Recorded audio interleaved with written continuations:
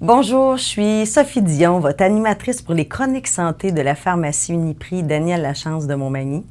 Aujourd'hui, on va parler de perte de poids. Savez-vous que au moins 45% des gens, un jour ou l'autre dans leur vie, ils ont voulu perdre du poids? Mais c'est plus facile à dire qu'à faire. On va aller chercher des trucs ou essayer de démêler tout ça avec notre infirmière Nathalie Clavet.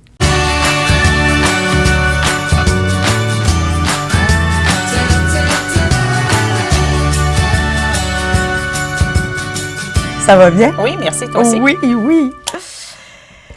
Alors, perdre du poids. Tout le monde. Question qui ouais, tue. on s'en sort pas. Mais la question qui tue, c'est est-ce que le régime miracle existe? Non, malheureusement. Ça n'existe pas. Sinon, il y en a plusieurs qui seraient riches, mais il y en a qui se mettent riches quand même, là, mais ça, c'est une autre histoire. Mais il faut faire attention aux diètes miracles. Hein. Il y a souvent des choses qui sont très laxatives dans ça, des diurétiques. Donc, on vient atteindre nos reins, on vient atteindre nos intestins. Aussi, là, il faut faire attention aux modes, parce qu'il y a beaucoup de modes. Ouais. Hein. À un moment donné, ça a été juste des régimes de protéines. Là, maintenant, c'est le gros régime, le régime cétogène, la diète cétogène. Tu as sûrement entendu parler de ça à un moment donné. Donc, les nutritionnistes se questionnent beaucoup là, sur les effets à long terme. C'est sûr que ça Puis il y a des régimes qui peuvent être néfastes pour certaines personnes avec des problématiques qu'ils ont. Oui, c'est ça, oui. En plus, puis souvent, les gens entreprennent ça par eux-mêmes, sans parler aux médecins. Sans information. C'est ça. Donc, on peut les retrouver avec des gros problèmes de carence nutritionnelle au bout de quelques temps. Ça peut être 6 mois, 1 an, ça peut être même plus tard. Des fois, c'est alléchant, ces choses-là, parce que oui, il y a une belle perte de poids rapide.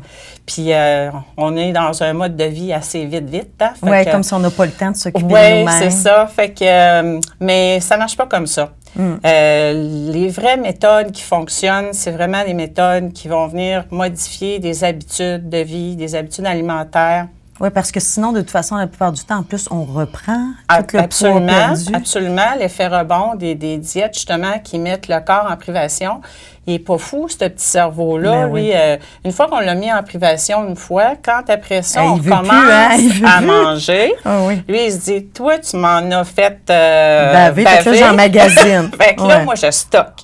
Alors, c'est ça qui fait que souvent, après une grosse diète comme ça, les gens, aussitôt qu'ils recommencent à manger normalement, entre guillemets, ça repart. Pouf, ça remonte. Et puis ça, c'est déprimant. Tu as travaillé, tu t'es privé. Oui. Oh mon Dieu, c'est j'aime triste. ça que tu dises privé, parce que on n'est pas supposé de retrouver le mot privé quand on veut la qualité de vie. Oui, exactement. On n'est pas supposé de se priver de rien. Ça, c'est vraiment la vraie méthode pour perdre du poids, c'est que on améliore des choses, mais on ne se prive de rien. Bien, dans le sens que si tu aimes le gâteau au chocolat, bien, tu n'en mangeras pas tous les jours, mais tu peux le garder pour si tu as une occasion spéciale la fin de semaine. Oui. Ou compenser. Si tu bouges plus, déjà, il y a une différence entre manger du gâteau au chocolat, bouger, manger du gâteau au chocolat, puis passer la soirée dans la télé. C'est ça, tu as tout compris. Alors, c'est ça. Puis, on a l'effet rebond aussi. Il y a des gens qui essayent de sauter des repas. Ils disent, ben là, moi, je me sens que j'ai pas faim, là, fait que je mange pas. Mais c'est encore la même affaire, là. Si on saute des repas, on le met en privation, au prochain repas, il va stocker. Donc, on est toujours pris avec ce problème-là. Ce qu'on veut quand on veut changer nos habitudes de vie, c'est retrouver aussi la sensation de satiété. Il y a des gens qui ont perdu la sensation quand tu dis « j'ai plus faim ». Oui. Bien, il y a des gens qui mangent tellement qui la sentent pas. Ils mangent pour rien. Ils mangent par habitude, ils mangent devant la télé. Mais ressentir le besoin à nouveau de « là, j'ai-tu vraiment faim » ou j'ai le goût de ça. Ou juste les portions. Oui, aussi. Oui, c'est sûr. Donc, c'est vraiment ça. C'est une question de portions. Comme je te dis, on change des habitudes, puis on les change. On peut changer une à 2 habitudes à la fois. On ne s'attaque pas sur tout un problème au complet, là. on prend une ou deux choses. On commence par les plus faciles. Ouais. Admettons qu'on dit... Bon, regardez l'élément motivateur. Oui, c'est ça. On prend les choses les plus faciles. À un moment donné, on dit, bon, mais moi, je vais m'ajouter un verre d'eau par jour. Après ça, on peut... Oui, boire de l'eau. Oui, on peut enlever une cuillerée à thé de sucre dans notre café le matin. Quelqu'un qui en met 2 ou 3, bien, il en enlève une. Après ça, au bout de quelques temps, il en enlève un autre. Changer les habitudes de vie, parce que je comprends que la meilleure méthode, c'est ça, là, de ce que je comprends, de ce que tu me dis.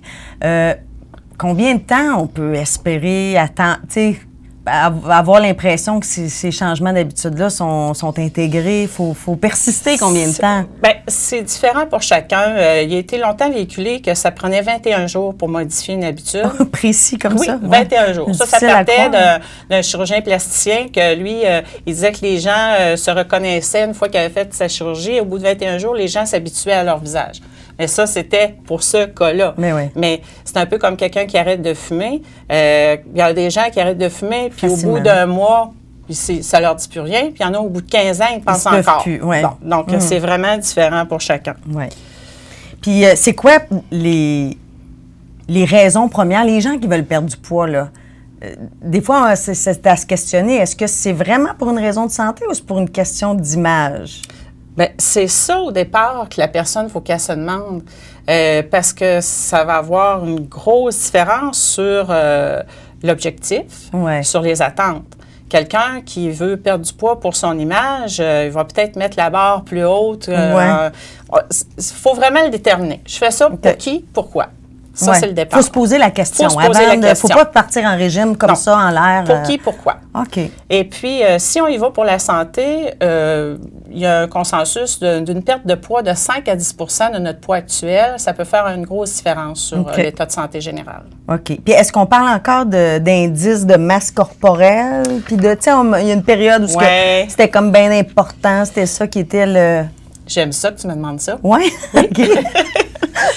J'aime ça que tu me demandes ça parce que c'est de moins en moins populaire. OK. L'indice de masse corporelle, puis même le poids est de moins en moins regardé. OK.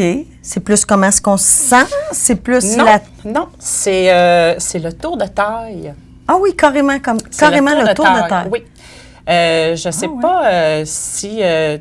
peut-être que tu ne connais pas, Dr Jean-Pierre Després. Il est originaire ici, justement, de Montmagny.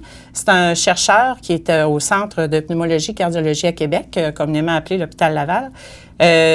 Lui, il a fait beaucoup de recherches là-dessus avec toute leur équipe.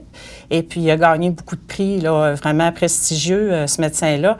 Et puis, on dit chercheur, hein, ça a l'air de quelqu'un qui était avec un sarrau dans le laboratoire. Mais ce monsieur-là, c'est génial. Là. Si jamais tu vois une conférence de lui, il faut que tu y ailles. Là. Il est animé, il est drôle. C'est fantastique qu'on boit ses paroles. Et puis, eux autres, ils se sont aperçus qu'à poids égal, puis ça fait du sens aussi. À poids égal, c'est pas le même risque métabolique pour chacun. Tu peux avoir quelqu'un qui pèse 150 livres, puis que, tu sais, il y a des gros bras, des gros bras, des gros jambes, des grosses fesses, mais qui n'a pas de ventre. Ouais. Cette personne-là a le même poids que l'autre, mais beaucoup moins à risque au niveau vasculaire, au niveau de tous les problèmes de santé, que l'autre personne qui a des petites jambes comme ça, mais qui a un gros bedon. Donc, eux autres se sont attardés à ça. Et puis, oui. Donc, maintenant, c'est des tours de taille. À l'hôpital Laval, là, c'est des tours de taille qui mesurent, puis ils font des imageries du gras viscéral. OK. Ils vont voir à l'intérieur... C'est ça qui est le plus dommageable, en fait. C'est tout ce qui vient se stocker dans l'abdomen, plus que le gras que tu peux avoir n'importe où ailleurs, qui a une incidence moins grande, mais qui va augmenter ton poids. Oui, il augmente le poids, mais il n'est pas dangereux pour la santé. Tandis que quand on regarde au niveau du gras viscéral, comme lui expliquait, ça fait des cœurs qui ont beaucoup de gras autour du cœur, au niveau des reins, au niveau du foie, des foie gras. Donc, eux autres, ils s'attaquent, leur équipe, ils s'attaquent vraiment au gras viscéral. Et ça, c'est en faisant, en changeant les habitudes alimentaires. Ils ne font pas de diète. Il y a plusieurs personnes qui sont suivies par eux qui ne perdent pas de poids du tout, mais qui perdent vraiment une importante quantité de gras viscéral. OK, fait que c'est la forme qui change. La forme change vraiment. OK. Alors, eux autres, c'est là-dessus qu'ils travaillent beaucoup, puis ils ont des résultats vraiment fantastiques. Donc, le mot d'ordre, c'est de bien manger pour eux, de couper comme on disait tantôt, des petites habitudes à Gras, changer. sucre. En fait, les choses qui ne sont pas nécessaires. Puis, les choses qu'on sait qu'on ne devrait pas manger. Dans le fond, c'est ça. Là. On sait tout qu'est-ce qu'on ne doit pas manger. Oui, puis ça ne veut pas dire qu'il faut... on peut se permettre de temps en temps, mais on sait ce qui n'est pas bon. Puis juste une fois de temps en temps, c'est assez pour se combler. Puis ça peut ne pas être dans l'excès non plus. Exactement. Donc, eux autres, c'est vraiment... faire des petites modifications et bouger. Faire des petites modifications et bouger et suivre des groupes comme ça. Puis eux autres, le tour de taille, là, ils calculent ça comment? Oui, parce que j'ai vu déjà ton petit dessin. Ouais. Je ne sais pas si on voit bien ici sur le tableau. Alors, si on parle d'un tour de taille, là, avec un risque accru de maladie, pour les hommes, on est en haut de 94 cm, donc en haut de 37 pouces. Pour les femmes, c'est en haut de 80 cm, donc 80 cm, 31 pouces et demi. OK, c'est pas tant. Hein? C'est pas beaucoup. Hein? C'est vraiment pas beaucoup. C'est en haut de ça qu'on dit qu'on a un risque accru. OK. Alors, la façon ce qu'il faut maintenant, on jette... C'est vérifier nos taux de taille. On jette la balance, puis on sort le galon. OK. Donc, ça avec prend le moins galon... de place, c'est déjà ça. Oui. Pas pire. Fait que là, au lieu d'avoir peur de la balance, on va avoir peur du galon. Oui, c'est ça. Donc, je vais vous le dessiner parce que j'ai pas eu de cobaye qui voulait faire mesurer leur tour de taille. Alors, si on regarde, je ne sais pas partout. Si on regarde ici sur l'image, à quel endroit qu'on mesure le tour de taille? Donc, on est toutes, si on arrive à l'os de l'hanche, on sent tout notre os de hanche là. Le sacroiliac, là. Non, le sacroiliac est à l'avant. Okay. L'os de l'hanche est à l'arrière. OK. Si tu touches, tu vas sentir l'os de ta hanche. Donc, tu vas venir prendre un petit crayon, tu vas venir faire une petite marque de chaque côté. Tu viens cibler de l'autre côté, tu vas venir faire une marque de crayon.